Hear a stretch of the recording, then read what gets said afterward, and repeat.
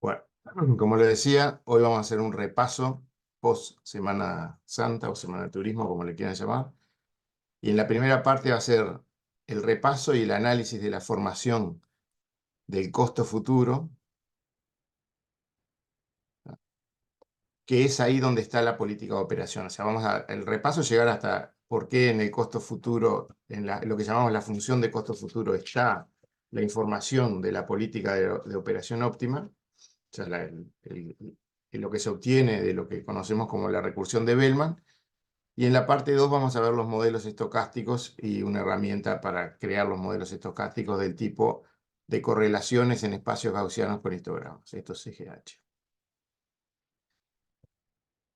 Aquí, para que se acuerden un poquito, el repaso este que va a incluir, en definitiva, es una introducción al lenguaje, básicamente, algo de optimización, y lo que nos importa es llegar a que hay una etapa de optimización para obtener la política óptima de operación, ¿no? Que es el sistema, todas esas cosas que fuimos viendo, que no incluye el análisis que estamos haciendo en este curso de despacho óptimo. No incluye las reservas de corto plazo, ¿no? O sea, no nos confundamos, estamos optimizando la operación de lo que sucede de los 10 minutos para arriba, no de lo que sucede de los 10, digamos de entre la hora para arriba. Ni siquiera los siguientes 10 minutos, los despachos de las máquinas rápidas están incluidos en esto. Entonces, de estos otros temas, que sin duda son importantes, se encargan más bien los sistemas de control de la red, ¿tá? Y estos otros temas no son lo que hacen la diferencia económica en forma permanente. O sea, son los transitorios, cómo hacer que el sistema funcione, pero el bulk, la parte gruesa de lo económico, está en despachar en todo momento lo más barato que se pueda de costo variable, ¿no? Obviamente con seguridad del sistema, y a lo que hacen las defensas del sistema, la inteligencia de control, que es lo que está en esto de las reservas de corto plazo, es que el sistema se pueda operar en forma segura. Es como, digamos, si tengo una carretilla, me importa lo que llevo arriba, pero la tengo que tener bien aceitada para que no se rompa la rueda y me quede sin carretilla. O sea, ese sería el criterio. Es tan importante como lo otro, pero no está dentro de lo que estamos viendo.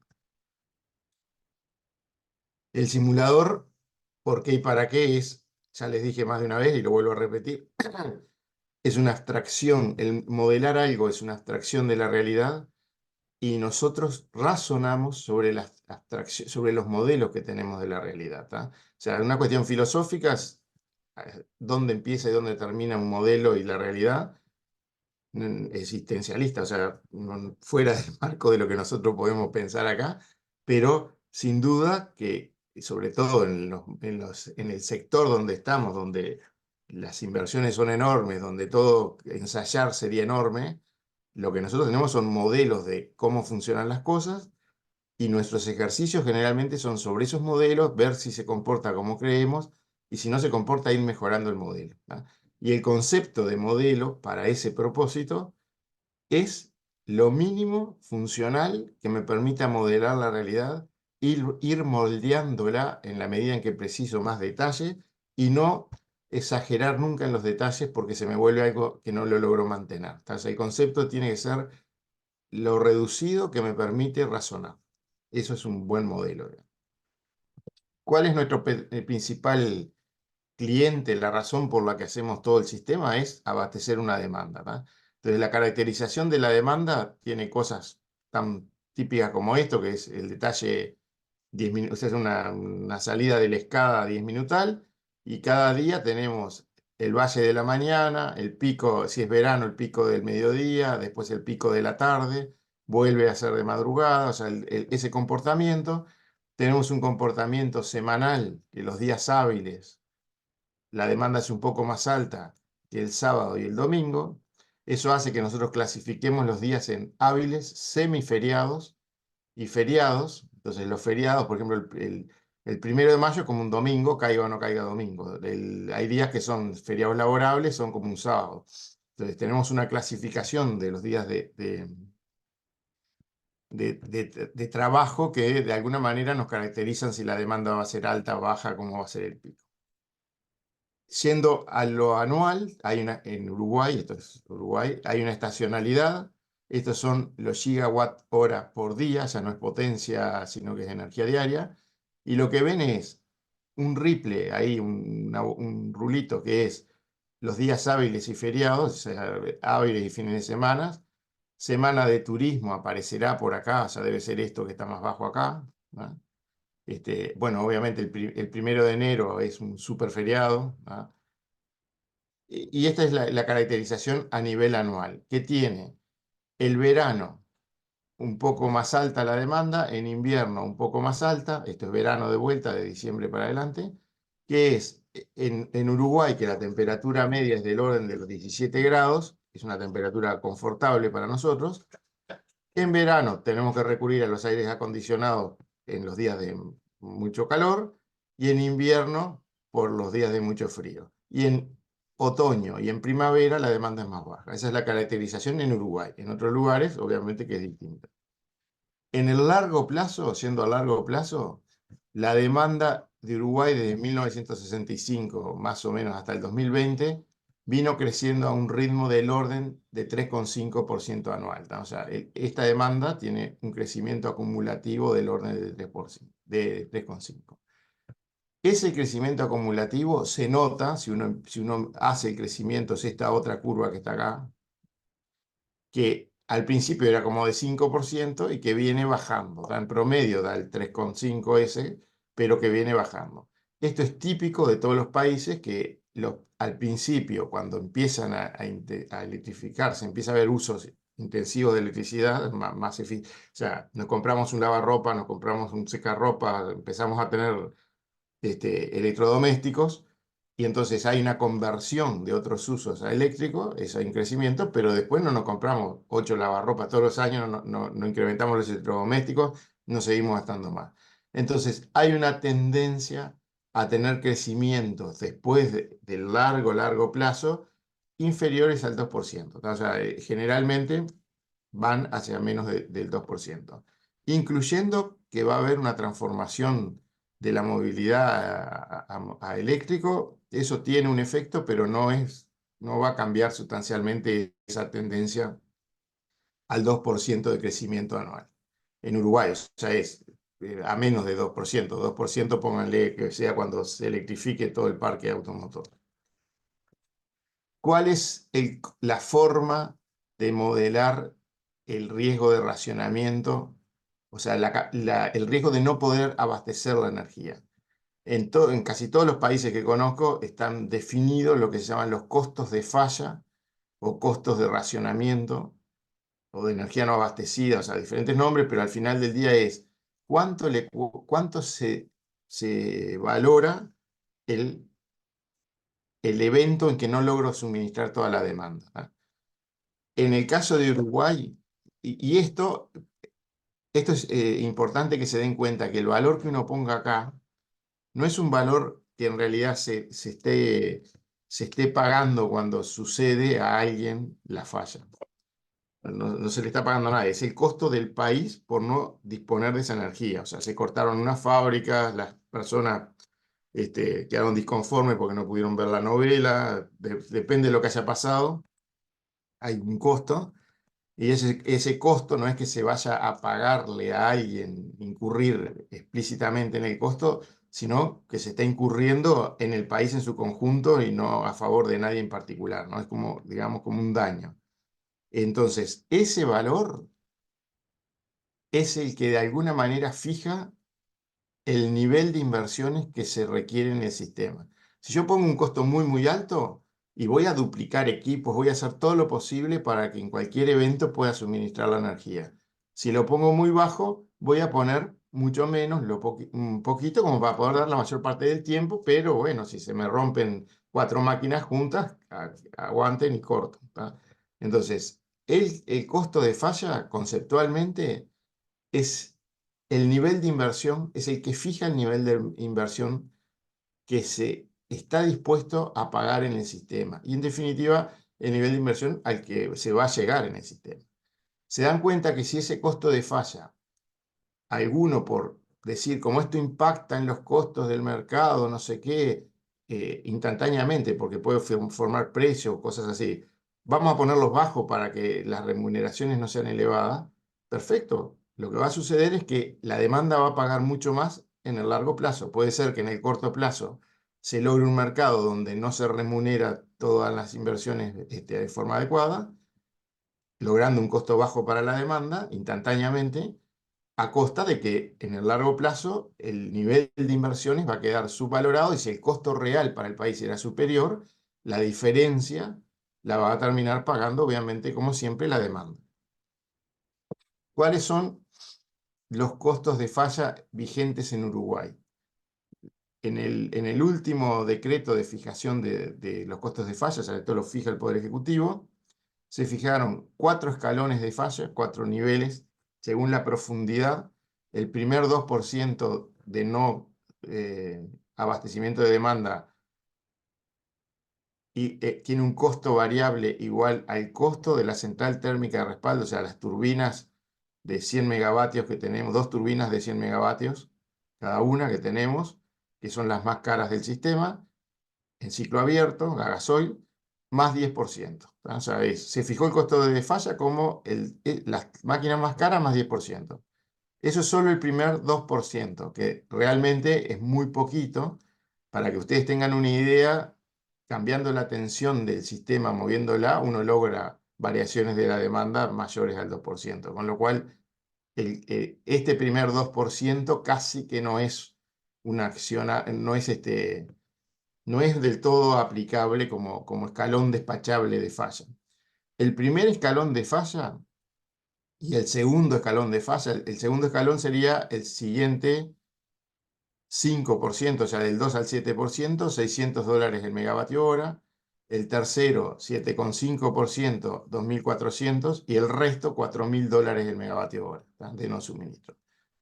Este primer escalón de falla, despacharlo implica hacer un aviso al Poder Ejecutivo que estamos en problemas, que no va a ser posible abastecer toda la demanda y que salga o sea, una decisión del Poder Ejecutivo de que se despache el primer escalón de falla, lo que implica hacer campañas en la tele y en la radio, o sea, campañas públicas de solicitar a la población que reduzca el consumo. O sea, el despacho del escalón 1 es eso. El escalón 2 ya es un poco más agresivo, es pedirle a la población que reduzca, ya está despachado el 1, pero además que la iluminación en la parte, en las avenidas y en la parte comercial se reduzca en horario, que no haya espectáculos públicos con iluminación, o sea, hay reducciones impuestas sobre usos directamente. ¿Tá? Ya el tercer escalón y el cuarto escalón implican cortes programados directamente, decir, bueno, de tal hora a tal hora en tal barrio se va a cortar porque no existe, no hay posibilidad de dar luz. O sea, estos ya son despachos. El cuarto es totalmente intempestivo. Si llegamos a eso es porque ya no pudimos hacer más nada. Bueno, ¿cómo está modelado el CINCE, el sistema Bueno, sí, adelante. sí, solo una pregunta respecto a los costos de falla. Eh, ¿Es mandatorio programarlo para todos los nodos? Porque me pareciera que si no se especifica un costo de falla, el proceso no converge. No entendí la pregunta. Sí, perdón. Si tengo un nodo en el cual estoy especificando la demanda y te pide siempre los costos de falla, ¿qué pasaría si yo no le doy costos de falla a un nodo en particular? No, los costos de fallas se los das en el CINCE a las demandas. Cada demanda le definís sus máquinas de falla. Entonces, vos podrías definir una demanda que no tenga falla, pero lo que va a suceder, o sea, falla siempre va a tener alguna. Entonces, lo que va a suceder es, si la especificación de las máquinas de falla es por demanda, ¿no? Aparte de eso, si no recuerdo mal, y ahora cuando tomemos el ejemplo, Jaime, haceme acordar de, miremos bien el tema de la falla por nodo, porque creo que en los nodos hay algo que te deja poner un costo de falla como si en el nodo no da el balance con lo que las demandas pusieron, aplica esto. ¿Tá? O sea, creo que hay algo como diciendo, bueno, este es el último recurso despachable del nodo si es que no cierra el balance por ningún lado. Pero la idea principal es, cada demanda tiene su propio costo de falla. Este cuadrito dice, para la demanda del Uruguay normal, el costo de falla es este que impuesto por el Poder Ejecutivo. Podría venir una industria y decir, yo me instalo, pero a mí si llega a $80 el megavatio hora, córtenme. Entonces esa demanda parecería puesta ahí como una demanda con un único escalón de falla, $80. Lo que va a suceder es que esa demanda va a cortarse antes que cualquier otra, porque cuando empieza a subir el costo marginal, se corta esa y las demás siguen. Ya. ¿Quedó clara la respuesta? No, no sé si entendí bien la pregunta, Jaime. Sí, sí, vale, sí. Lo que pasa es que cuando dije nodo quise decir demanda. Estoy con la vuelta de vacaciones, pero, pero lo que quería saber es si qué pasaba si a esa demanda en particular no le especifica ningún escalón de falla. Eh, ¿Es algún problema para el software o funciona no, igual? no, pero es que creo que no puedes poner cero. Que me parece que lo mínimo que puedes poner es uno, un escalón. Y podrás ponerle un valor muy, muy alto. O sea, podrás ponerle un escalón de $100.000 el megavatio hora. Y bueno, esa demanda la va a proteger antes que todo el resto. Y lo que va a pasar es, si no, en realidad es, si falla, va a fallar a ese valor enorme. No, no, no está puesto como una restricción rígida, está puesta como una restricción donde hay un recurso que es capaz de suministrar toda la demanda. Vale, vale, gracias. Bueno, la idea es que se pueden representar nodos donde se conectan generadores y demandas y arcos para transmitir entre los nodos. Lo que le estaba diciendo recién es que cuando uno pone una demanda, en realidad aquí está poniendo unos generadores ocultos, que por lo menos hay uno que dice si a tal valor, si el nodo tiene un costo marginal más alto que ese valor, despacha este generador y eso es una restricción. O sea, va a tomar menos de aquí porque le está abasteciendo su propio generador de falla. O sea, las demandas cuando están puestas cuando participan en la creación del problema de optimización del paso, la propia demanda dice, yo pretendo sacar tanto, pero tengo estos generadores auxiliares que si el mundo no es capaz de darme la energía a valores menores, ellos me la van a dar. Y entonces no voy a tomar de aquí. Bueno, otro aspecto importante de vocabulario, de conceptos, es separar claramente costos variables de costos fijos. ¿Tá? Las inversiones en el sector nuestro son pesadas, tiempos de instalación de, no sé, año y medio, dos. Ahora las renovables andan en eso, año y medio, dos. Antes estábamos hablando de 2 a 5 años por lo menos de instalación. O sea, las hidroeléctricas más, por supuesto. Entonces, los costos fijos, hay que tener claro que esto no es un supermercado, o sea, no es una feria de barrio donde viene alguien, pone unos cajones con morrones y dice, bueno, y si no me pagan los costos de producción, me voy para otra feria. No, aquí es, me instalé, asumí unos financiamientos y unos costos fijos y tengo que lograr recuperarlos de alguna manera. Y no es opción irme. Entonces, después que está el clavo puesto ahí, como no es opción irse, no es opción tampoco pensar que tengo que, o sea, ya está el clavo puesto. Entonces, el mundo perdería si de alguna manera considero para el despacho los costos fijos. Se consideran solo los variables. ¿Tá? Entonces, el concepto de separar claramente entre aquellos costos que dependen de los megavatios hora producidos, de aquellos costos que son por los megavatios puestos a disposición y por hora que están puestos a disposición, la unidad es la misma, ¿tá? Pero esto es, por estar el fierro presente, tantos megavatios disponibles por hora que está disponible, y esto es dólares por megavatio hora entregado al sistema, o sea, producido. Entonces, la diferenciación entre costos variables y costos fijos es importantísima porque el despacho tiene que ser solo por los costos variables. ¿Tá? Acá tienen un ejemplo de tablita de costos que podrían ser, ya hoy estos valores tal vez podríamos decir que son por lo menos $20 inferiores a lo que está ahí, ¿tá? Y los costos variables hoy de las centrales nuestras con gasoil son el doble de esto que está acá, ¿tá? Entonces, con esto lo que simplemente quiero mostrar, esta fotito que podría ser año 2018, hoy esta foto es, esto vale 20 menos y esto vale el doble, ¿tá? Los variables. Quiero que ubiquen claramente que eólica y solar tienen costos fijos y no tienen costos variables, y las centrales térmicas tienen costos fijos y costos variables, ¿tá? Y que ubiquen claramente que esto, que son los costos fijos, pero llevados a dólares por megavatio hora, en este caso entregables, aquello que podría generar, ¿tá? O sea, eso es lo que pone a disposición este, en megavatios horas puesto a disposición para el sistema. Puedo entregar esto a costo cero. Que esto es, en aquel momento ya era la mitad solo de los variables, con lo cual en cualquier razonamiento simple dice, va, solo por donde tenga la probabilidad de tirar, aunque tire la mitad de la energía esta, igual es más barato, bueno, con el menos 20, o sea, casi igual la mitad ahora es más, pero puedo instalar de más y solo instalo las térmicas igual y solo por sustituir el combustible, aunque tire prácticamente la mitad de la eólica y la solar, igual estoy ganando, ¿tá?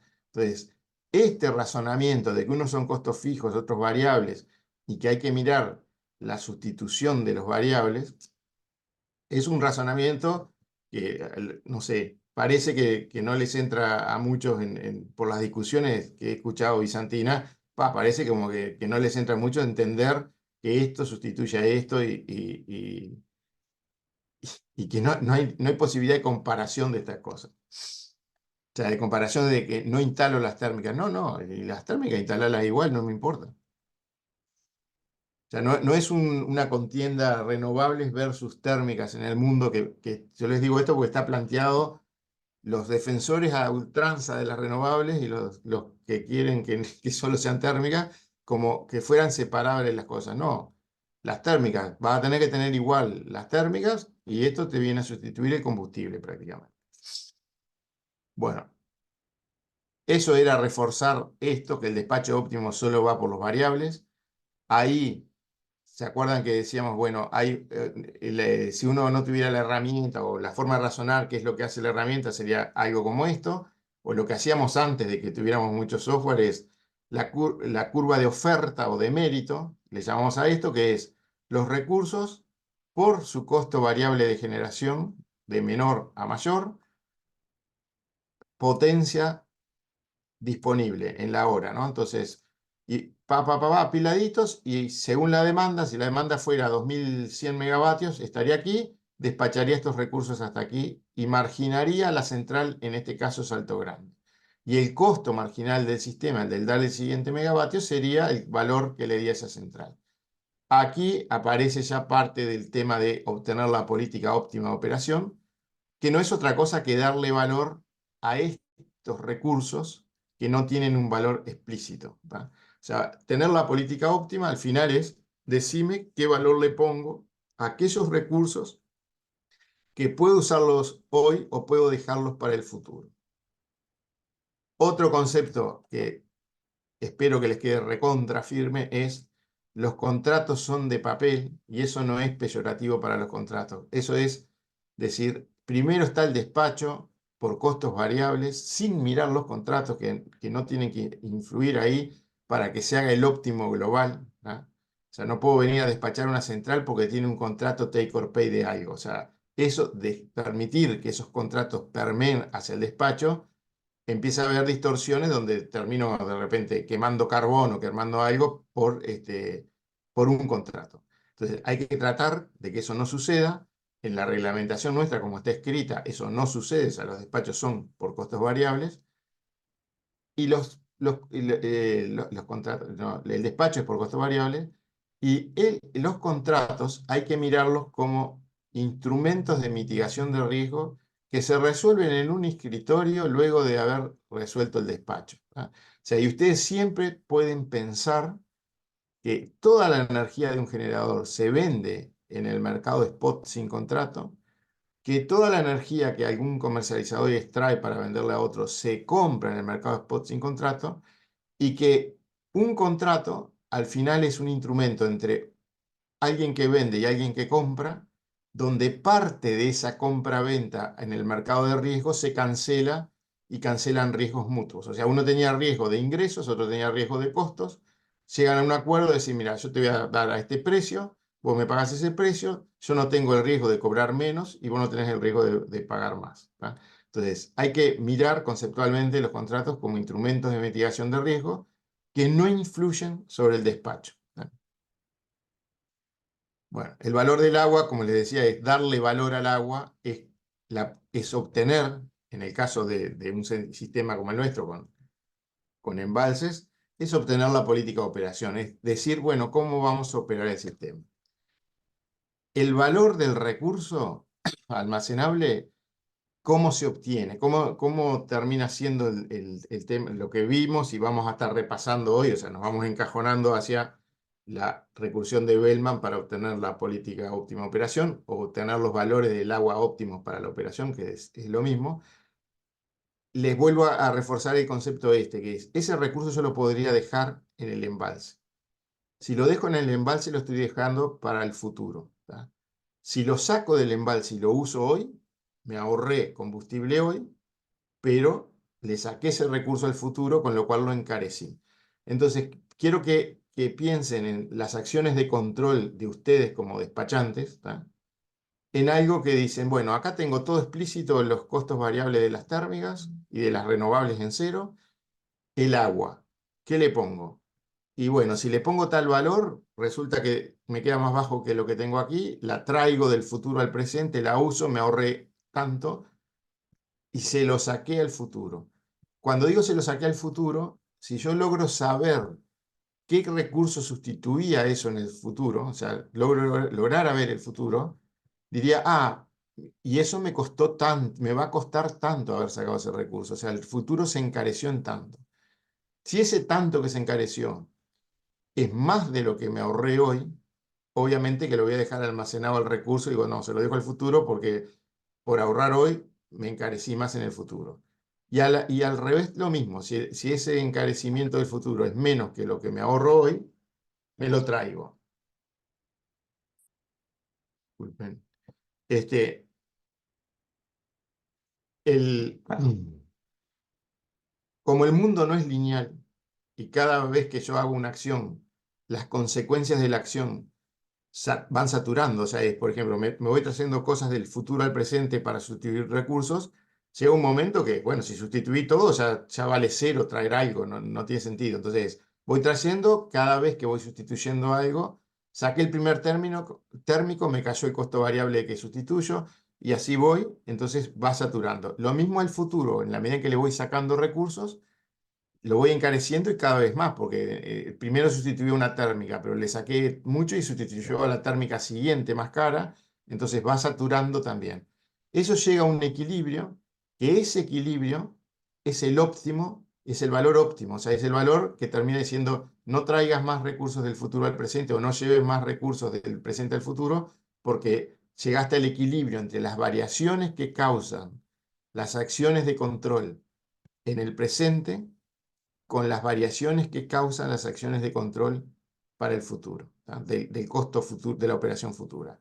Eso que está dicho así en palabras, y espero que les haya resultado intuitivo, es el principio de Hamilton-Jacobi de la operación óptima de sistemas dinámicos. O sea, termina diciendo que la derivada temporal del costo, de lo que yo puedo hacer en un pasito de tiempo, termina igualando a la derivada espacial del costo de la operación futura. Y espacial me refiero a movimientos en el espacio de estado. O sea, como las acciones de control de ustedes, al final lo que terminan es moviendo las variables de estado, la posición del sistema en el universo, digámoslo, esas variaciones causan efectos sobre el futuro y se puede medir el costo, la variación del costo.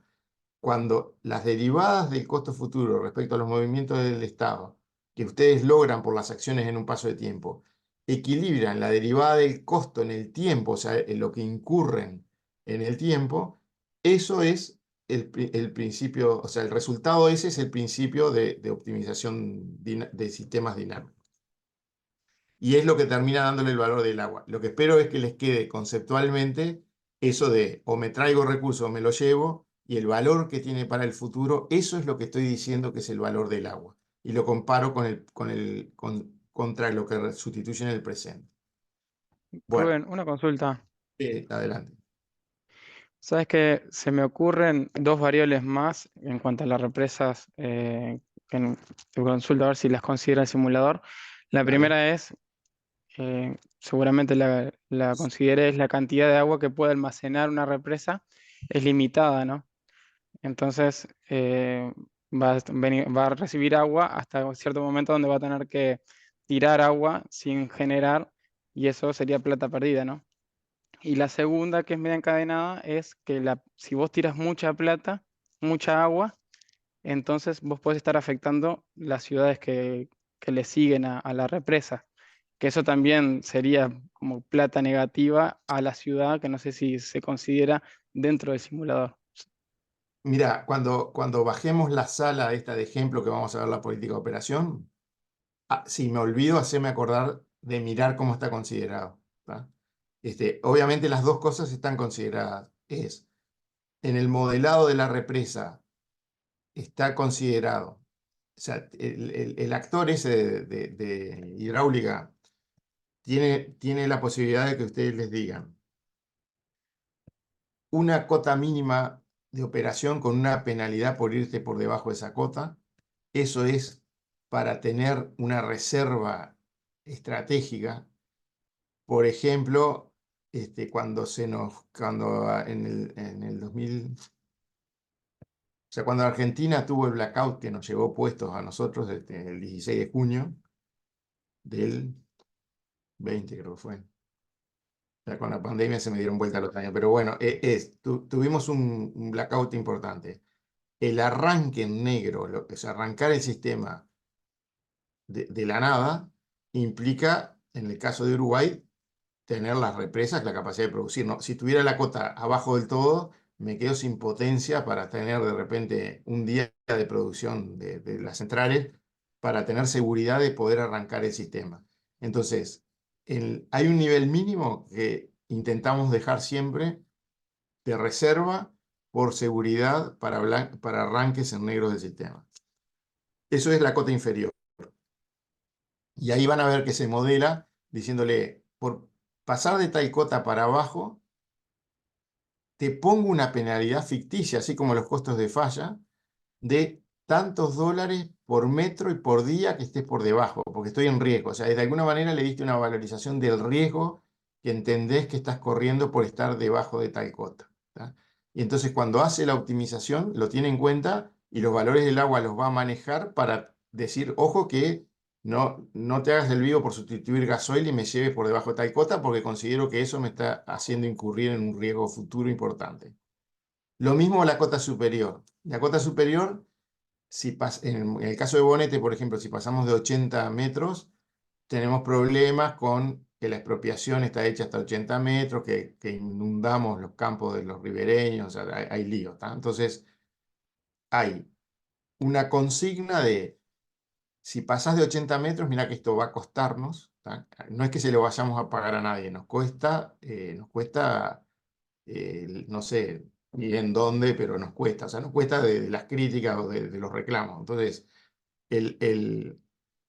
o sea, hay una sentencia judicial que dice que no pasemos de 80 metros. Entonces, tratemos de no pasar. Ahí se pone de vuelta una restricción que, ojo, que pasar por arriba de 80 tiene tal costo. ¿Tá? Y eso lo calibramos, ese costo, para que la probabilidad de pasar los 80 sea menor al 5%, pero con el menor sobrecosto para el sistema de mantener esa restricción. ¿Tá? Pero obviamente que si llueve un montón, la cota se va a ir por arriba de los 80 metros y va a pasar lo que va a pasar porque nosotros no podemos gobernar lo que llueve. Entonces, con todos los vertederos abiertos, turbinando a pleno, por más que tú estés en 74 metros, de repente se te va a 80. Las inundaciones, afectaciones aguas abajo, lo que decías de caudal erogado máximo. Eso generalmente se modela con las restricciones de erogado mínimo y erogado máximo de las centrales. Los caudales ecológicos o caudales de mantenimiento de un flujo mínimo por toma de agua de ciudades que están aguas abajo, por navegabilidad, o sea, hay un montón de razones por las que hay que garantizar un caudal mínimo. Es el caso de UPM2 ahora que también hay que garantizar un caudal mínimo para que sea ecológicamente viable eso, no sé si ecológicamente o ambientalmente viable. Eso se modela diciendo, bueno, una restricción de caudal erogado mínimo, también la central agrega al problema de resolución del paso una restricción que dice, si erogas menos de tanto, hay una penalidad ficticia también, o sea, es qué costo consideramos nosotros que incurre el país por violar eso, o sea, inundar Mercedes. Y bueno, no queremos inundar Mercedes, obviamente. Entonces, lo que calibramos es esas penalidades para que la probabilidad de inundarla sea mínima. O sea, que sea lo mínimo posible, se calibra eso para que no sea un sobrecosto terrible para el sistema y que las probabilidades de que eso suceda bajen a entornos del menos del 5%, o sea, que sea realmente bajo. Y es obvio, en el caso por ejemplo, de inundar aguas abajo, es obvio que en Bonete podemos tener algo de regulación, pero tienen Bonete, Baigorria y Palmar, ¿no? Pero después de eso, ¿no? Es muy poquita la regulación que hay. Entonces, cuando llueve en la cuenca inmediata, lo mismo Salto, si llueve en la cuenca inmediata, y un poquito se puede manejar con las represas, pero es muy poquito. Entonces, se pone cariño, se trata de que eso no suceda en la medida en que es manejable por las represas que tenemos. Después ya es imposible, o sea, no hay manera de controlar las crecidas que suceden cuando llueve en la cuenca inmediata de Baigorria y Palmar o cuando llueve en la cuenca inmediata de Salto. O sea, lo que se hace es tratar de manejar la ola cuando se ve venir un pronóstico o algo, tratar de tener los lagos bajos y después que suban. Ese tratar de tener bajo después que suban, lo tiene en cuenta la política de operación por haberle puesto esas restricciones. O sea, ve el pronóstico, ve que se le viene la ola, dice, bajo el valor del agua, usame, porque esto no va a valer nada en el futuro, voy a verter todo. ¿Ah? Y no solo voy a verter todo, sino que me van a penalizar por haber violado las restricciones esas. O sea, lo veo como un costo irme para ahí. Quedó respondido, ¿no? Sí, gracias. Bueno, el costo marginal ya les había contado lo que es producir el último megavatio hora. En este ejemplo sería esto. Aquí introducimos el concepto de la demanda, separarla en la demanda que no gestionamos. Perdón, la demanda, separarla en lo que se cubre con lo que no gestionamos, por ejemplo, eólica, solar, biomasa, o sea, potencia que usala o tirala, o una central hidráulica que tuviera invertimiento, lo mismo, y aquella que la cubrimos con recursos gestionables. Y a ese tramo es a lo que le llamamos demanda neta. ¿Tá? En los sistemas, como están ahora, con integración importante de recursos eólicos, solar y de biomasas autodespachadas asociadas a industrias, es importante separar esto porque nosotros nos tenemos que preocupar del balance instantáneo de la demanda neta, o sea, lograr cubrir los requerimientos de potencia gestionable que son estos. ¿Tá? Esto no pasa a ser gestionable. Bueno, el factor, si uno tuviera la curvita esta de costos marginales y tiene una central con un costo variable, en este ejemplo de 120, el factor de convocatoria o de despacho sería el que le da a cortar con esto. ¿Tá? O sea, esto es solo para mostrarles que si ustedes tienen la curva de permanencia del costo marginal, la figura esta, bueno, fácilmente dirán, si tengo una central con un variable de 120 y voy a tener un despacho, una convocatoria de 8%. Obviamente que de este 8% yo estaré disponible o estaré roto y bueno, y ahí adentro jugaré. Pero ya me veo venir que voy a tener una convocatoria del orden del 8%. O sea, me sirven estas figuras para ver este tipo de cosas. El beneficio por sustitución lo definíamos como, mirá, en este 8%, esta central cuando despacha 1 megavatio, incurre en un costo igual a su costo variable, pero sustituye, por ejemplo, en esta hora, sustituye este costo marginal. Esta diferencia es el beneficio que se crea para el mundo por dejar de quemar 1 megavatio en este costo variable y sustituirlo por uno que quema a este costo variable.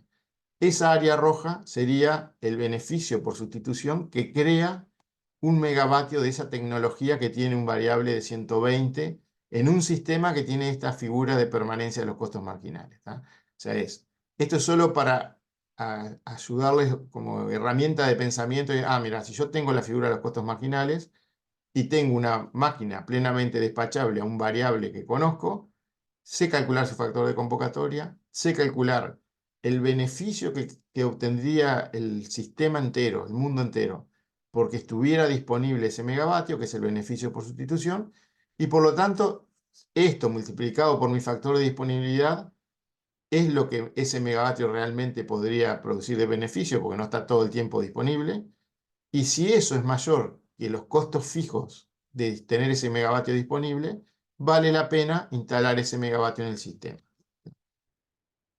Eso es lo que permite definir esto que está acá, que es el gradiente de inversión. Lo pueden definir así como está aquí, que es, estos los PP son los costos fijos, en dólares por megavatio hora puesta a disposición. Este es el beneficio por sustitución calculado así como les mostré ahí, en dólares por megavatio hora, que multiplicado por el factor de disponibilidad son los dólares por megavatio hora que tendría la central si vendiera su energía al costo marginal. Este beneficio, venta de costo marginal menos su costo variable, eso le da esto, por el factor de disponibilidad, está considerando la energía que realmente entregó. Fíjense que esto está en dólares por megavatio hora, a eso le resto los dólares por megavatio hora del costo fijo. Si esto me da positivo, quiere decir que el mundo está ganando porque yo tenga. Cuando lo divido por los fijos, simplemente es para pasarlo a dólar por dólar, en tener un gradiente por unidad de dólar. Si yo tengo tecnologías aquí disponibles para expandir el sistema, le calculo los gradientes de inversión a cada una. La que me dé más positiva es la que más promete decir, mira, el siguiente megavatio de esta tecnología, si lo instalás en dólar por dólar fijo, es la que produce mayor beneficio. Y sería, si las inversiones se dispararan así por el impulso inversor, o sea, el gradiente de esta inversión pueden mirarlo como el impulso inversor, sería la primera que se dispararía. La primera que se dispara empieza a bajar, empieza a instalarse, empieza a bajar el costo marginal hasta que, y empiezan a cambiar todos los gradientes de inversión de ella y de los demás, a bajarse. Puede ocurrir que en el medio de eso otra pase a ser más atractiva y entonces sigue expandiendo la otra. En definitiva, en el equilibrio, lo que va a pasar es que la más prometedora le termina dando esto un 0. O sea, mientras haya alguna que le da positivo el gradiente de inversión, vale la pena instalarlo y se instala. Tic, tic, tic, tic. Cuando alguna es 0, no se instala más y lo que puede suceder es que como el mundo va cambiando, lo que ya está instalado, aparecen nuevas tecnologías más eficientes que se instalan y terminan dándole gradientes de inversión negativos a los que ya se instalaron. Pero como desinstalar no es una opción casi nunca, bueno, esas van a perder hasta que termine su vida útil y no van a renovarse con más unidades de la misma tecnología. O directamente abandonarán los proyectos antes de tiempo en el caso de que ya sea muy ruinoso. Esto que estaba acá es de los conceptos que son importantes, que capaz que no lo dije, pero el tema de por qué los mercados se organizan con un precio spot que está asociado al costo marginal, es simplemente por esto, que es, si el precio spot, o sea, cuando vende la energía a un generador, la vende directamente al costo marginal, él ve el beneficio por sustitución y él tiene el incentivo de instalarse hasta el óptimo. Obviamente que solo en el último megavatio que instala de una tecnología, o sea, las tecnologías, como el gradiente le da 0, empata justito y ya no le conviene a nadie instalar más. Ese es el tema de que este equilibrio es el que lleva al óptimo de las inversiones, es lo que ha llevado a que haya muchas implementaciones de mercado en que el precio spot de la energía es el costo marginal del sistema. ¿Tá? Más adelante, cuando hablemos de vuelta a estos temas, vamos a hablar sobre el riesgo asociado a estas cosas y esto es lindo en la teoría, en la práctica es un poco complejo en sistemas con alta aleatoriedad como los que tenemos nosotros, ¿no? O sea, donde el riesgo de captar esto es altísimo. Bueno, estado de un sistema dinámico. Esto es una definición y entendemos por estado de un sistema al vector de información, o sea, conjunto de variables, que nos dicen todo lo que necesitamos saber nosotros del pasado del sistema. O sea, me decís el estado, es como decirme la posición en el universo del sistema, no preciso saber de dónde vino. ¿Tá? O sea, esta información capta todo lo que yo precise saber del pasado del sistema. Ese es el concepto de estado de un sistema dinámico. ¿Qué es tener el modelo del sistema y tener un operador y una política de operación? No es otra cosa que esto. O sea, el sistema, tener el modelo es tener una ecuación que nos diga, el sistema, mírenlo como una caja que tiene un vector de entradas que yo no controlo y un vector de control de entradas que uno puede controlar. Por ejemplo, las potencias despachadas en las máquinas. O sea, podría ser esto. Entonces, eso es el sistema, es esta caja. El operador es alguien que, sabiendo el estado del sistema, el tiempo, el paso de tiempo acá y el valor de las entradas que no controla, dice, bueno, en este momento tengo el sistema en tal posición, es primavera y el petróleo está a no sé cuánto y tengo tales máquinas rotas, la entrada que no controla. Con eso tiene una función, que es la política de operación que tiene, que le dice entonces el vector de control que pongo es este. ¿Tá? Este es el modelo de sistema y de control del sistema que estamos hablando. O sea, una caja que es el sistema, tiene un vector de estado que me dice la posición del sistema, y tener el modelo del sistema es tener esta ecuación, que es la que me dice de tal estado, en este paso de tiempo, si el mundo te ataca con este vector de entradas que no controlas y tú lo atacás al sistema con el vector de control U, el sistema va a evolucionar al estado K más 1. Esta ecuación, que es la ecuación de evolución de estado, también conocida como restricción dinámica del sistema, porque restringe, o sea, la evolución del estado es una restricción de igualdad. Esto es tener el modelo del sistema. Tener una política de operación, o sea, tener el mapeo que me dice, según el estado, las entradas no controlables y el paso de tiempo, el vector de control, esto es tener el modelo del operador, es tener su política de operación. O sea, política de operación le llamamos a esto. ¿Ah? El tema de, aquí vamos hacia la recursión de Bellman, ¿no? Que es, está bien, soy el operador, soy esa persona que está ahí, estoy en un paso, al inicio de un paso de tiempo, o sea, estoy parado acá, en tal posición X está el observador, y en el paso de tiempo lo que va a hacer es llegar hasta el horizonte, ¿tá? E imagínense que la altura del horizonte refleja el valor esperado de la operación futura a partir de ese punto en adelante. O sea, que alguien les hizo el favor a ustedes de decirles, mira, vos operás en forma óptima desde donde estás parado hasta el horizonte. Del horizonte en adelante, no te preocupes, nosotros ya hicimos las cuentas y la operación óptima va a tener esos costos que ves de altura en el horizonte. Entonces, planteado así, fíjense que lo intuitivo es, está bien, voy a sumar mi costo de transitar, de caminar por las diferentes opciones que tenga hasta el horizonte, más la altura del horizonte. Y voy a minimizar eso. Eso es la política óptima de operación para este paso de tiempo, o sea, este tramo de acá hasta acá, ¿tá? Dado que alguien me dio el costo de la operación futura y que conozco las opciones de los vectores que yo no controlo, entonces yo puedo responder con mis acciones de control. ¿Tá? Esto que estoy diciéndolo así en palabras, conceptualmente, es la recursión de Bellman. O sea, si alguien me da el costo de la operación futura como una función del estado, o sea, donde estoy parado aquí es el estado. ¿Tá?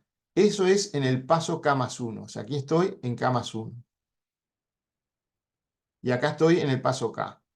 Si alguien me dice cuál es el valor esperado de la operación óptima para cualquier valor del estado a partir de K más 1, entonces la operación óptima desde donde estoy hasta ahí es minimizar el costo de transición más el costo del futuro a donde llegue. ¿Tá?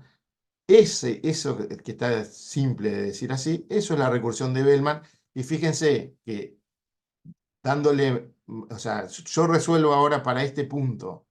Para este punto resuelvo, mirá, entonces ensayo muchas posibilidades, muchas realizaciones de lo que me puede pasar con las variables que no controlo, los procesos estocásticos. Se me rompe tal máquina, llueve, no llueve, el petróleo sube, baja, pase todo lo que pase. Para cada uno resuelvo 1000 crónicas, si quiero 1000 realizaciones posibles, y después digo, bueno, el valor esperado de la operación óptima desde este punto hasta el futuro es lo que me dio óptimo en cada realización.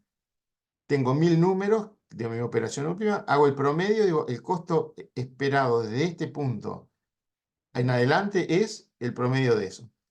Obtuve el costo futuro de la operación óptima desde donde estoy parado hacia adelante. Me cambio de punto, voy a este punto, hago lo mismo. Me cambio a este punto, hago lo mismo. Lo que termino construyendo es ese horizonte que alguien nos dio hacia adelante, lo termino construyendo acá. ¿Tá? Con lo cual, ahora puedo dar un paso hacia atrás y decir, hago lo mismo y vuelvo a construir el horizonte. Este algoritmo que, dado el costo futuro en un paso de tiempo futuro, me permite obtener la operación óptima y evaluar el costo futuro esperado un paso hacia atrás, eso es la recursión de Bellman. ¿Tá? Y es lo que tiene el SimC clásico. O sea, nosotros vamos a ver ahí dos SimC. Hasta ahora están viendo el clásico. Y es lo que tiene el SimC clásico para construir la política de operación. O sea, en la optimización, cuando ustedes le dan a optimizar, lo que está haciendo es esto. Parte de un costo futuro y va construyendo hacia atrás. Lo que vamos a ver dentro de un rato en el ejemplo es cómo procede esa construcción. O sea, vamos a obtener la política de operación y vamos a mirar los horizontes, cómo van cambiando cuando viene hacia atrás. Bueno, el despacho óptimo, ya lo dije, y acá simplemente recordarles que al final termina siendo un equilibrio entre la plata en el presente y en el futuro. ¿Tá? O sea, y el motivo siempre es minimizar el valor esperado de la operación futura desde donde estoy en adelante. O sea, no es optimizar el costo de hoy, es optimizar el costo de la operación de aquí en adelante, sabiendo que estás en un punto dado del sistema, que no estás o sea, no es en cualquier lugar, desde donde estoy.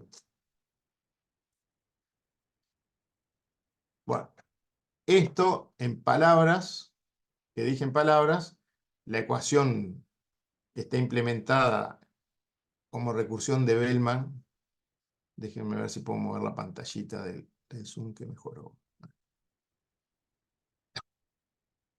Es esta que está aquí, que no dice otra cosa que para cada realización del proceso de las variables que no controlo, o de los procesos estocásticos, si le quieren llamar, voy a buscar el vector de control U que minimiza el costo de la etapa, costo del paso, más el costo futuro del lugar donde llego, o sea, del estado de x k más 1 en k más 1. Este x k más 1 está condicionado por la ecuación de evolución de estado. O sea, cuando yo imponga el vector de control U, se me va a tal lugar. O sea, este lo obtengo de la ecuación de estado. El mínimo de esto, valor esperado, que son los corchetes estos, en el conjunto de las realizaciones de los procesos estocásticos, eso me termina dando, aquí debería decir CF en vez de FC, pero me termina dando el costo futuro en el estado en que estoy, en el paso en que estoy. Y esta recursión, recorriendo todos los, o sea, discretizo el espacio de estado, me paro en los diferentes puntos y calculo esto, me permite construir la función de costo futuro en donde estoy y ir para atrás. La maldición de la dimensionalidad de Bellman, o sea, Bellman en 1957, cuando expuso este algoritmo, publicó este algoritmo, también dijo, y esto sufre de la maldición de la dimensionalidad, que no es otra cosa que decir, bueno, si tengo que considerar una discretización del espacio de estado, si es un solo horizonte como vimos, lo discretizo en 10, tengo que resolver 10 veces el problema. Si hay dos embalses, tengo entonces que dos variables de estado y cada una la discretizo en 10, es 10 por 10. Y así, con cada dimensión que agrego, se me multiplica por la cantidad de discretizaciones. Eso explota dimensionalmente y eso es la maldición de la dimensionalidad de Bellman, que es lo que destruye el que el algoritmo sea aplicable para sistemas con, yo diría, más de 10 embalses, ya no es funcional. Bueno. El ejemplo que habíamos visto de la hidráulica, para ver simplemente, esto era para ver simplemente que los modelos se podían construir en forma colaborativa, o sea que cada actor, cada central, cada demanda, tiene un conjunto de variables de control y un conjunto de restricciones, y si tiene variables de estado, tiene variables de estado, y eso es cargable. En lo que habíamos visto era en un simple, que en un problema de optimización lineal. La hidráulica, ¿cuáles son las variables de control? Y bueno, el vertido, o sea, si abro o no abro el vertedero, si tiene. El turbinado o la potencia, que es lo mismo, están relacionadas por un factor por el coeficiente energético, o sea, puedo elegir una variable que sea una o la otra. Una variable de estado, que es el volumen embalsado. Y variables que de repente yo no controlo son el caudal de aporte, y si hay, podría estar acá también la filtración, la evaporación, o sea, hay más variables que estas que están aquí. Esto es simplemente que identifiquen que yo tengo un modelo y enseguida puedo decir, ah, mis variables de control son estas, mis restricciones son tales. Hoy hablamos de, por ejemplo, acá está la restricción dinámica, lo que sería la restricción dinámica del embalse, que es la variación del volumen, es el caudal de aporte menos el turbinado menos el vertido. Hoy hablamos de otras restricciones. El tema es identificar claramente cuáles son las restricciones, cuáles son las variables de control, para poder dimensionar el problema y para poder cargar el problema de optimización. Otra cosa que les había hablado, la necesidad de hacer balances de energía, el paso de tiempo. O sea, el paso de tiempo, si uno va a horario, están bastante bien reflejadas las necesidades de potencia. Si uno va a pasos diarios o semanales o mensuales, claro, los balances energéticos a esas escalas no reflejan bien, no es lo mismo decir voy a abastecer la demanda promedio del día que saber que hay que dar el pico y que en el valle la potencia baja un montón. Entonces, la forma de tener de poder ir a pasos de integración mayores que la hora, pero mantener modelados los requerimientos de potencia del sistema, la forma clásica, es reordenar las horas del paso de tiempo por los requerimientos de potencia. El clásico, lo antiguo, es hacerla monótona de carga y ordenar las horas por la carga del sistema, o sea, en qué horas es mayor la demanda del sistema y en qué hora es menor. Este ejemplo de 4 días cualesquiera de 2018 de Uruguay, o sea, está elegido, pero puede ser cualquier día. Acá les muestra cómo fue disminutalmente el despacho, o horariamente, no me acuerdo, el despacho por fuente, esa solar, eólica, biomasa, hidro y térmica. Y abajo lo que está puesto es la monótona de carga de la demanda real, que es la azul, o sea, la suma de todo esto, y de la demanda gestionable, de la demanda neta, de la demanda menos los recursos variables, que es, acá es la roja, o sea, es restarle a la demanda real la solar, la eólica y la biomasa. Como ven, ordenar por la demanda real da un orden sobre la demanda neta que dista mucho de ser los requerimientos de potencia. Los requerimientos de potencia reales son estos. Entonces, si yo hiciera la resolución por el orden impuesto por la demanda real le estaría errando a los requerimientos de potencia ampliamente, ¿no? O sea, es obvio que le estoy errando. O sea, esto lleva a que el CINCE tenga lo que se llama postizado dinámico, que es en cada paso de tiempo, mira el detalle horario de la demanda, de los recursos no gestionables, construye la demanda neta, ordena las horas del paso de tiempo por la demanda neta, y así es que define qué horas pertenecen a cada poste de lo que representa. O sea, el paso de tiempo, en vez de ser el balance de las potencias en el nodo promedio del paso de tiempo, si puse 4 postes, son 4 balances, uno para cada conjunto de horas, con el requerimiento que surge de haber hecho este orden que les estoy diciendo de la demanda neta, y que lo hace en forma dinámica. O sea, no son siempre las mismas horas, no es de 0 a 6 horas, de 6 a 12, o sea, ustedes dijeron, agarrar el día y dividirlo en poste 1, 1 hora, poste 2, 4 horas. Bueno, esa 1 hora, cuál es del día, va a ser variable en cada resolución, y lo mismo cuáles caen en el poste 2, 3, repetidamente. Bueno, la representación de la incertidumbre. Acá, esto apunta hacia lo que vamos a ver en la segunda parte, que es el modelo estocástico CGH. Es fundamental en lo que estamos hablando representar bien el tema de qué es lo que hay que manejar, la incertidumbre que hay que manejar. Y les pido que vayan pensando que el tema de la incertidumbre tiene diferentes escalas temporales. La hidráulica nos vienen años secos, años húmedos. Y tenemos los embalses, en nuestro caso, el embalse del Rincón de Bonete nos permite almacenar prácticamente 130 días de generación a pleno del Río Negro, que son como 540 megas y sumo las 3 centrales. Salto Grande, que está en el otro río, tiene un embalse que 5 días con suerte, y de Uruguay son 940 megas más o menos. Entonces, ahí tienen 5 días de producción a pleno de 940 o 130 días de producción a pleno de 540. Eso es el sistema nuestro. Cada sistema es como es y es diferente. Pero quiero que vayan pensando que cuando ustedes tienen que, imagínense que son el optimizador mirando el futuro. Bueno, tienen unas constantes de tiempo ahí que son diferentes, que en unas son 5 días, que en otras son 3 meses, que en eso, llueve o no llueve, en el año empieza a ser más seco el año, entonces viene seco. No es lo mismo cuidar el embalse que tiene más capacidad de almacenamiento que el que tiene menos, pero hay más potencia en uno que en otro, entonces empiezan a jugar todas esas cosas. Y empieza a haber otra gran aleatoriedad, o sea, eso es lo hidráulico. Después en el sistema hay 1500 megas de eólica. Acabamos de ver ahí una figurita que sirve de ejemplo, pero ustedes pueden ir a la página de ANDE y mirar el SCADA cualquier día para ver. Y fíjense las variabilidades como son, que son, mi vino, justo me quedó un color que...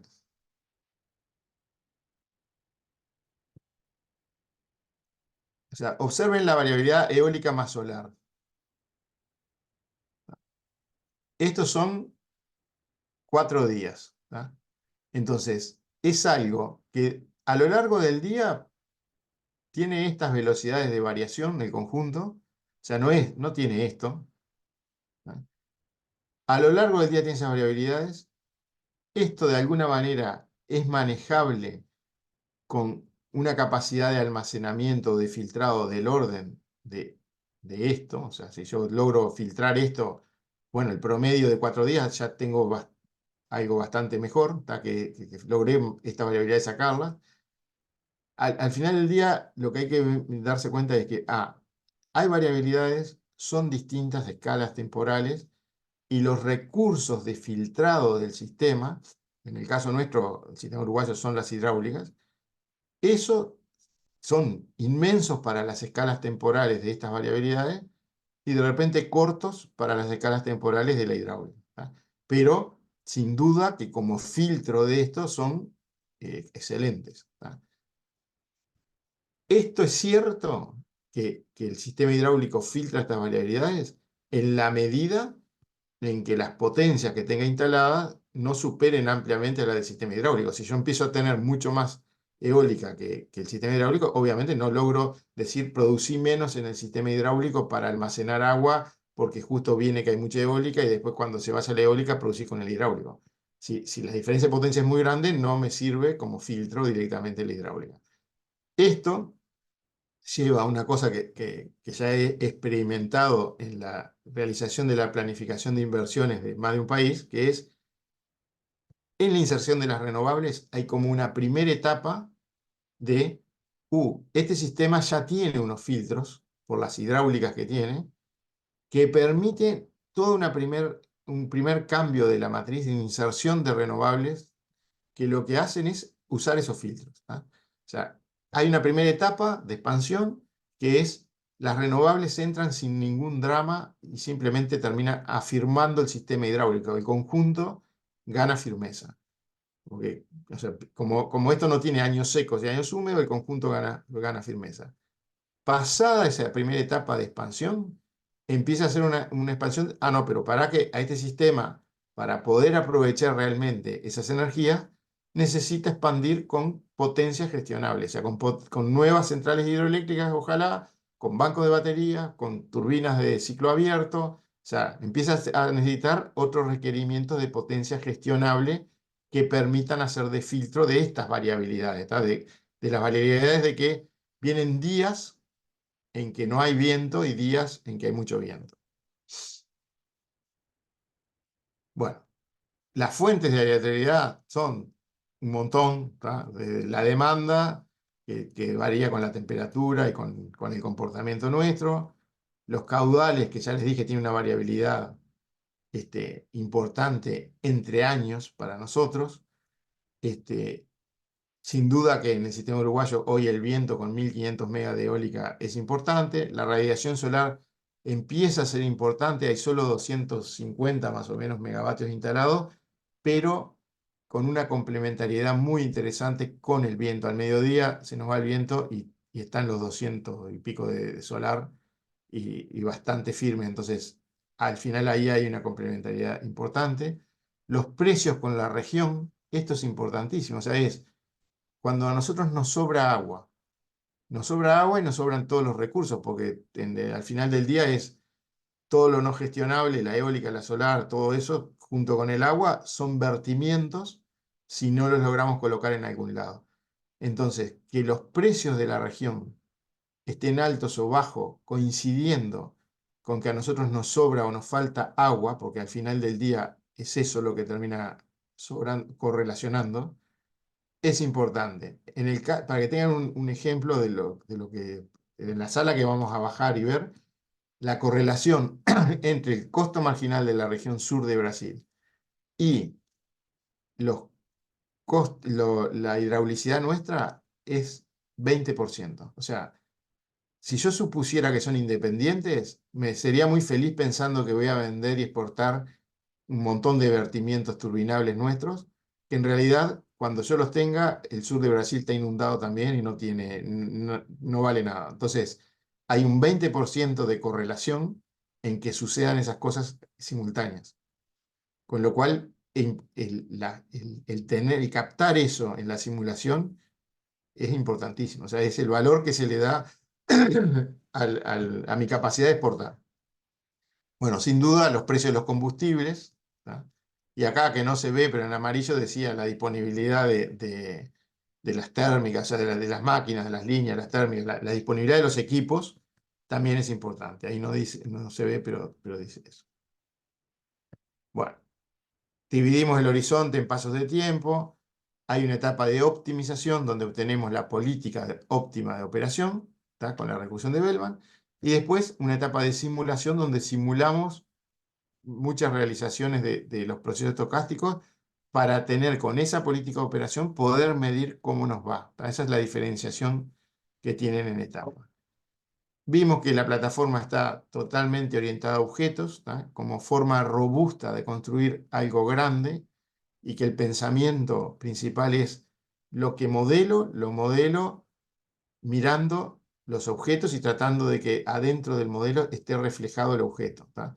Y le adjunto al objeto aquellas propiedades que tienen en el mundo real. No se me ocurre poner una tabla aparte, por ejemplo, donde digo, bueno, pongo todas las potencias, en vez de poner en cada objeto adentro del software la potencia instalada y que entonces sé la potencia de chapa del generador, esto y aquello. Ah, no, puse una tabla donde tengo las potencias, otra tabla donde tengo los costos variables. Esa organización en la filosofía orientada por objetos está prohibida y la razón principal es construir modelos que se ajusten a la moldeados y orientados por los objetos, porque si hay que corregir algo, la cirugía que vas a hacer es cambiar esa parte que te equivocaste, pero no podés ser tan, este, tan tonto de haberte equivocado en todo, en todo tu relacionamiento entre el mundo real y tu modelo, ¿tá? Cuando, cuando los proyectos se orientaron mal en ese sentido y son cosas grandes y hay que hacer una reforma porque, no, mira, resulta que precisamos modelar de tal manera y no de tal otra, y tú por ahorrarte 2 megabytes de RAM hiciste tal cosa, hay que reescribir todo. Lo que termina sucediendo es que los proyectos grandes fracasan, ¿tá? O sea, se arruinan antes de llegar a algo. Si ustedes van a la plataforma Cincei y la entraran a mirar por dentro, lo que van a ver es que es una acumulación de capas y refinamientos de algo que fue moldeado con esta naturaleza. Entonces, que viene alguien, entiende el concepto, entiende la filosofía, sin llegar a tener que entender todo, moldea algo, lo pone ahí y funciona. O sea, esa es la idea atrás de esto, que los modelos sean funcionales, funcionales y que uno vaya, identifique una realidad ahí adentro y la pueda ver y decir que le necesita cambiar y no que tenga que saber cómo está hecho todo. Simplemente no, llegué hasta donde quería ver. Mira, le quiero agregar a la hidráulica una restricción de erogado mínimo con penalidad. ¿Dónde tengo que ir? Voy al modelo de la hidráulica, miro cómo carga la ecuación en el simplex. Digo, ¿sabes qué? Pone que cargas una más y que la cargas de tal manera. Bueno, la idea de sala de juego no es otra cosa que hay un tablero donde se ponen instancias de los modelos de los actores, o sea, tengo modelos de generación hidráulica, térmica, esto, lo otro. Sentar a alguien ahí a jugar es crear una instancia, crear un objeto de esa clase con determinada parametría y se pone ahí. La programación ahí adentro sucede como orientada por eventos, o sea, suceden cosas y los objetos, los modelos, además de los parámetros, tienen que saber conjugar, tienen que saber hacer los verbos correspondientes a las acciones que se les envía. Es dimensionado el sistema. Ya vimos ejemplos de qué hacía cada uno diciendo, yo quiero tantas variables de control, quiero tantas restricciones. Cargar el sistema, leer solución, o sea, todas esas órdenes, los objetos, los modelos, para ser funcionales y poder jugar, tienen que implementar, bueno, yo tal acción o la heredo de mi padre, si es que el modelo dice, yo soy un generador térmico refinado de fulano, entonces ya lo que sabe fulano lo sabe, pero cambio tal cosita. Entonces la cambio y digo, esto en vez de cargar la restricción de erogado mínimo de tal manera, la quiero cargar de tal otra manera, entonces es una clase diferente de modelo. Otra característica de la plataforma es que los modelos, uno tiene parámetros que son estáticos del modelo y lo que llamamos una ficha de parámetros que pueden variar con el tiempo. Y esos parámetros que pueden variar por el tiempo, el que escribe el modelo simplemente dice, yo tomo los parámetros de esta ficha. Y en el editor, cuando pone fichas en capas y les pone tiempo y dice si son periódicas o no, lo que está creando es como la programación de esas fichas, diciendo, bueno, estas fichas son válidas a partir de tal paso de tiempo, después esta otra. Eso es un servicio de la plataforma que es que el que escribe el modelo no se tiene ni que preocupar de estar mirando que cambió el tiempo. O sea, simplemente dice, yo voy a usar esta ficha, esta ficha y el que es el administrador de las salas, el que va ejecutando disparando los eventos, diciendo que prepárense, va el paso, todo otro. Al inicio de cada paso lo que hace es revisar su cajón con todas las fichas dinámicas que todos los actores le pusieron, diciendo, che, encárgate de suministrarme el servicio con estas fichas. Las ordenó todas por tiempo y dice, bueno, ahora estoy en tal paso de tiempo, corresponde cambiar todas estas fichas, actualizar todos esos actores y se las cambia. ¿tá? Y así funciona. Para atrás cuando viene con la recursión de Bellman, para adelante cuando están simulando. Las fuentes de valores, así como los actores son gente que intercambia energía dentro de la sala de juego, las fuentes son simplemente elementos, instancias de cosas que generan números ahí adentro. En particular, entre las fuentes tenemos lo que vamos a ver hoy en la segunda parte, que son los modelos de correlaciones en espacio gaussiano. O sea, todas las fuentes de valores aleatorias están ahí y también hay fuentes constantes. Si uno quiere poner un valor que va cambiando en el tiempo y que lo vean varios actores a la vez, por ejemplo, la indexación del gasol, todos los actores que tienen costo variable asociado al gasol, yo le puedo poner que una fuente indexa el precio y que de tal fecha a tal fecha vale tanto, el índice después va cambiando. En el problema de resolución de un paso de Cincé, acá las flechas quedaron medias, no sé, raras. Pero al final la resolución de un paso pasa por esto, que es dimensionar el problema, armar las ecuaciones, todo en forma colaborativa, o sea, cada actor dice lo que tenga que decir, resolver el despacho, esto le había mostrado que es llamar a una rutina matemática externa, o sea, es una librería de resolución de problemas de optimización, de programación, de un simple con variables enteras, o sea, un mix simplex. Después viene que cada uno lea la solución y simplemente, si nadie quiere redespachar, o sea, aquí se les daba la opción de decir, alguno quiere iterar, alguno se arrepintió del modelo lineal que cargó y quiere cambiarlo porque cuando ve el despacho dice, estoy fuera del punto de linealización. Si alguno quiere, hágalo y pida que se redespache. ¿Tá? Entonces, hay una iteración aquí que al final del día esto es lo que hace que sea capaz de captar las no linealidades. ¿Tá? La primera implementación de déjame iterar fue por los coeficientes energéticos de las hidráulicas, que como el coeficiente energético cambia por el caudal erogado, cuanto más erogo, en realidad pierdo en el canal de fuga de las centrales, es como que viera la cota más alta de descarga porque hay fricción, entonces me va cambiando el coeficiente energético. O sea, tengo pérdida de salto efectivo por caudal erogado. Entonces, una cosa es suponer que no estoy generando y que el caudal erogado es poco, y otra cosa es que me despachan a pleno. Esa no linealidad en el coeficiente energético es lo que llevó a implementar de primera el tema de las iteraciones, ¿no? Después hay otros actores que lo usan por otras razones, por otras cosas. Es una opción que está ahí y que los modelos lo pueden usar.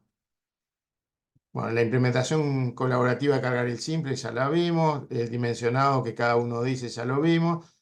Al final hay una matriz así, donde cada uno tiene que cargar los coeficientes que le correspondan. Eso se resuelve y cada uno lee lo que tenga que leer. De las clases pasadas me parece que me faltó contarles, o sea, como que terminó el repaso. Les mostré en una clase los videos de las térmicas. Me faltaba un poquito mostrarles cómo son las características de las centrales térmicas, las curvas de los fabricantes.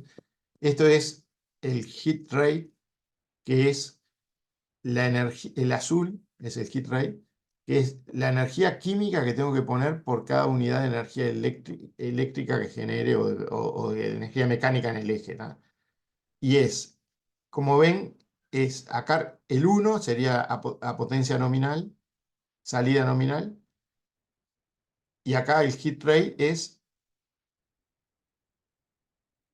la cantidad de energía térmica y química sobre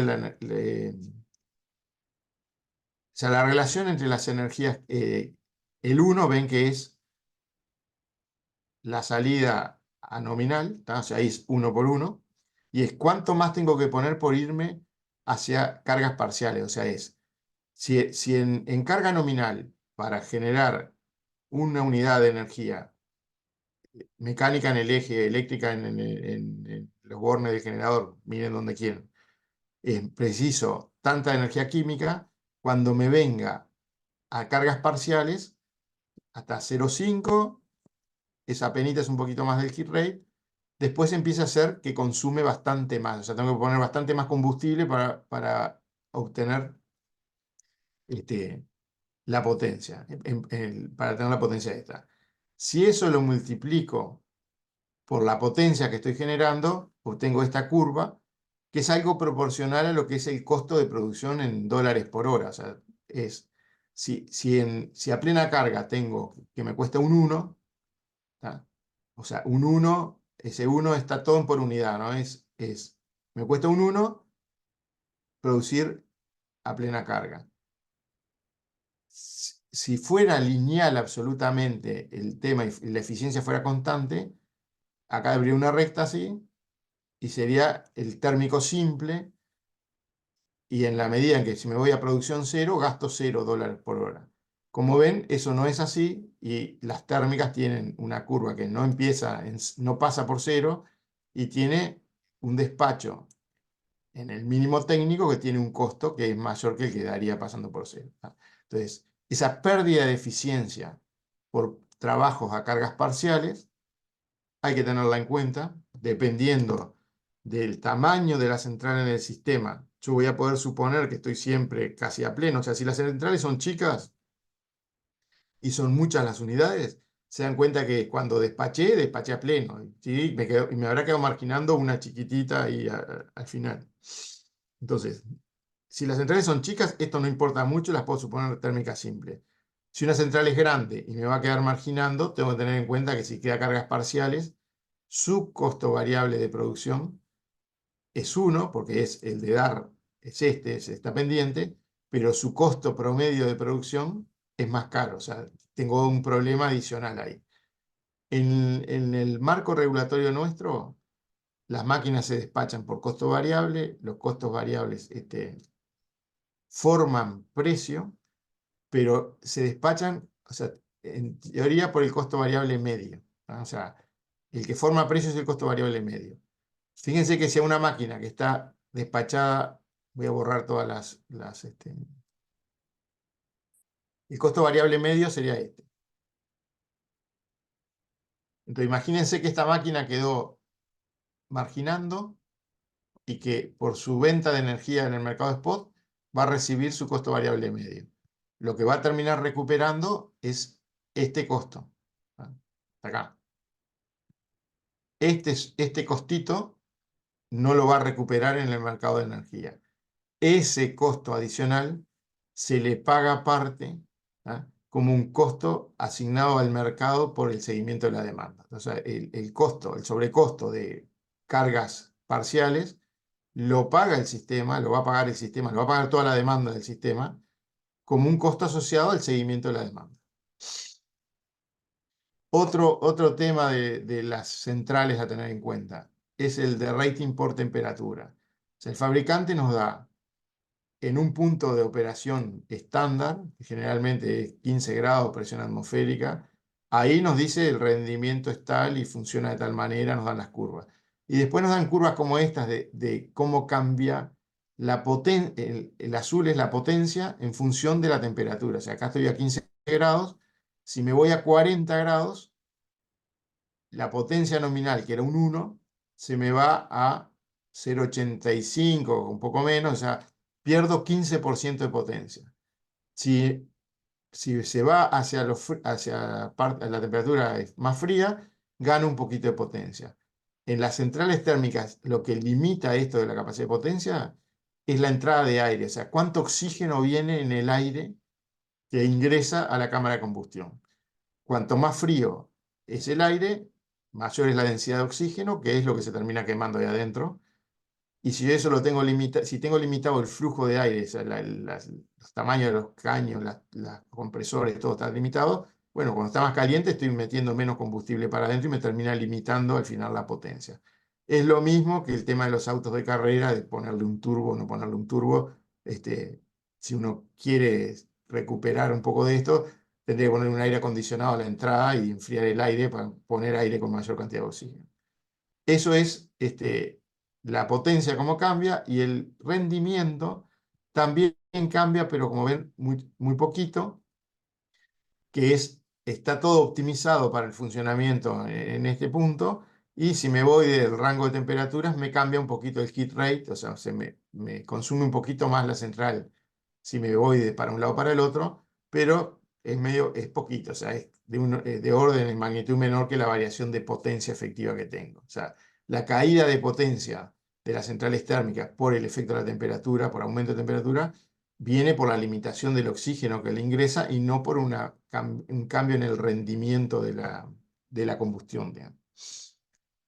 Bueno, el modelo al final de máquina con mínimo técnico es esto.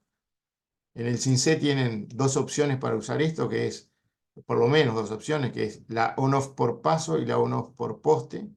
Además tienen una que es ciclo combinado, que les permite combinar, pero está representado en definitiva el funcionamiento o estoy parado, entonces estoy acá, o estoy en este tramo, y ese tramo no es un costo medio que sale desde acá, sino que tiene representado un costo de operación en el mismo técnico.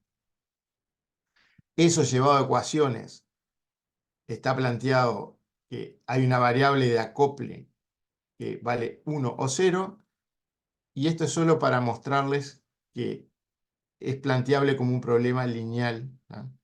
Lo siguiente: defino el despacho por encima de la potencia mínima como la variable de control, ¿tá? Como restricción de, o sea, ¿cuánto despacho por arriba del mínimo? Digo que va a ser la variable de control. Eso tiene como restricción de caja que va a estar entre 0 y el Pmax Pmin, la diferencia entre las potencias. Estoy diciendo que le llamo al despacho desde acá para arriba, a eso le llamo B. La potencia que efectivamente genera y entonces va a cargar en la ecuación del nodo diciendo yo aporto esto, la puedo escribir como esa B, que es una variable de control, más una constante que es la potencia mínima, por otra variable de control que es acoplo o no acoplo. O sea, agregué una variable que es la A, esta, pero fíjense que esta potencia, que es lo que inyecto en el nodo, me quedó lineal en las dos variables de control. O sea, es mi variable de control B más un número por la variable de control A, que es entera, pero la relación sigue siendo lineal. Le impongo otra restricción que digo que la B, aparte de la restricción de caja, que esa B sea menor o igual que la diferencia, que el rango máximo por la variable A. Ahora observen lo siguiente, que si la variable A vale 1, B es menor o igual que el máximo que puede tomar, o sea que ahí está todo bien. Y si vale 0, esta restricción me lleva el B a 0, me la impone en 0, me dice te vas a 0. O sea que si, y esta restricción es lineal, este es un número constante y es lineal en las variables de control. O sea que sigo teniendo un modelo representable linealmente, aunque tenga una variable entera. Esta restricción, que es la que a veces se denomina como restricción de extinción, ¿no?, de la variable, es lo que es el artilugio para seguir pudiendo plantear el problema lineal. O sea, la potencia es esta que puse aquí, P igual B más una constante por A, pero si alguien me obliga a que este B sea 0, si el A es 0. Y eso lo que lo está haciendo es obligando esta restricción lineal, ¿tá? Entonces, con ese artilugio, fíjense que se logró plantear el problema de despacho con dos variables de control en vez de una, agregando una restricción adicional que obliga a que la variable que es continua se va a 0 cuando la variable que es discreta se va a 0. Y el costo del sistema, el costo, a la función de costo, a la última fila del simple, lo que se le va a agregar es el costo de operación en vacío por el acople. O sea, si acoplo, sumo tal costo, que es la operación en vacío. Esto, si yo lo continúo para acá, el C0 sería este valor. No, perdón. A ver. No, o sea, la operación en vacío es esa, perdón. No es en vacío. La operación en el mínimo técnico es esta. Ya por despacharlo, si el A es 1, ya arranco en este costo. Y de ahí para arriba, según el B, por el costo variable incremental, o sea, por la pendiente esta, ahí le tengo que sumar lo que sea el costo. Que es eso lo que está acá, ¿no? Es C0 por A más el costo variable por la suma de los BJ, porque en cada poste hay varios J, porque en cada poste tengo esa restricción. ¿Tá? Esto sería un on-off por paso, con lo cual la variable A es una sola, que es para todo el paso de tiempo, e impone restricciones de extinción, tantas como postes, diciendo el B sub J tiene que irse a 0 en cada poste si el A se va a 0. Ahí tienen un ejemplo de cómo está implementado en el MIP simplex el que el generador térmico o no por paso cargue sus ecuaciones. Como ven, sigue siendo un sistema lineal cuando lo miro y digo las variables de control son los BJ y el A, y aplica lo que vimos de la relajación, el árbol aquel de relajaciones, tengo un sistema lineal, es convexo, lo puedo resolver con el simplex. Si yo supongo que las variables A estas quedan libres entre 0 y 1, dejan de ser enteras y las dejo libres, relajo totalmente el sistema y obtengo un despacho. Y empiezo con ese árbol de relajaciones, que es lo que permite que esto se resuelva en un tiempo razonable sin tener que hacer toda la combinatoria de todos los despachos, de todas las variables booleanas de acoplo o no acoplo máquina. ¿Tá? Cuando vimos ese árbol de relajaciones, yo les dije, miren, conceptualmente esto es como que primero hicieron el despacho mirando solo los costos medios y después solo van a mirar en las máquinas que quedaron por marginar, marginando o a pleno, pero cerca de la marginación. Entre esas, ¿qué pasa si saco uno o pongo otra? Eso es lo que termina resolviendo el árbol de relajación. ¿Tá? Entonces, las que están a pleno, bien a pleno, porque el costo es más barato que todas, esas ni intervienen, van a quedar directamente con el A en 1. O sea, van a tener despachada a pleno y ni se van a mover. Y es un jueguito entre dos o tres que quedan cerca de marginar. Es decidir si pongo la siguiente máquina, aunque sea más cara, porque la voy a estar usando cargas parciales, pero es más chica o cosas de esas así, y se resuelve el problema. ¿No? Eso es lo que tiene el simple adentro. El tema de el estado y los postes, tener claro y presente que el estado del sistema es al inicio del paso de tiempo y la ecuación de evolución de estado nos dice cómo evoluciona durante el paso de tiempo. Y que no tiene ningún sentido hablar de estado por poste, porque el poste es un desorden de las horas del paso de tiempo. Y el estado es algo que evoluciona en forma continua durante el paso de tiempo. Entonces no tiene sentido hablar de estado asociado a poste. Esto ya lo vimos, que el costo futuro, si ustedes tienen el costo futuro, o sea, ven el horizonte ese que tenían ahí, el valor al final que le asignan a un recurso, un recurso no deja de ser una dimensión del vector de estado, o sea, es el volumen embalsado, por ejemplo. Bueno, ¿cuánto afecta el futuro por mover un delta el volumen embalsado?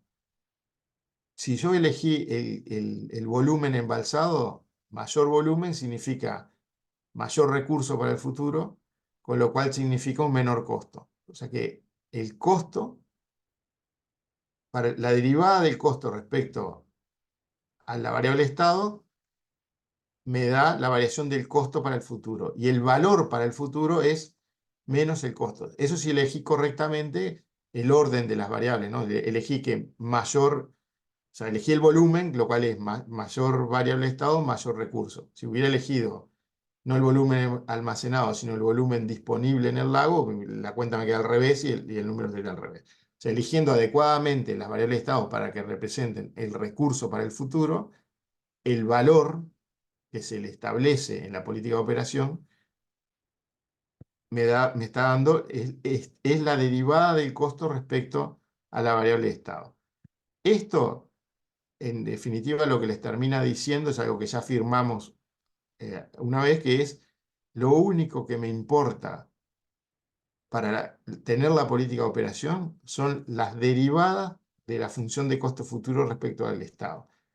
Pensando en el ejemplo ese que veíamos, el horizonte, me importan las pendientes y no la altura absoluta. O sea, no me importa, yo voy a tener que llegar al horizonte. Si me sumen 1 metro todos los puntos del horizonte, la decisión a qué punto ir cuando sume mi esfuerzo de llegar más a donde llegué, no me cambia si subió todo. Entonces, el, la información útil para la política de operación está en las derivadas del costo futuro respecto a las variables de estado y no en la función en sí. O sea, la política de operación está implícita en las derivadas de la función de costo futuro. Ya lo vimos. Este es un ejemplo simplemente de un costo futuro, cómo se ve, pero voy a cortar aquí porque así nos da el tiempo. Déjenme verlo ahora. Porque esto lo podemos ver del ejemplo directamente. Sí, esto lo vemos del ejemplo.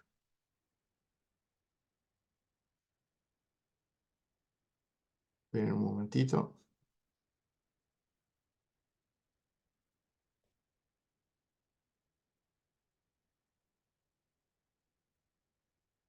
Vamos a hacer un cortecito. Son y 40 y 50 volvemos. ¿Tá?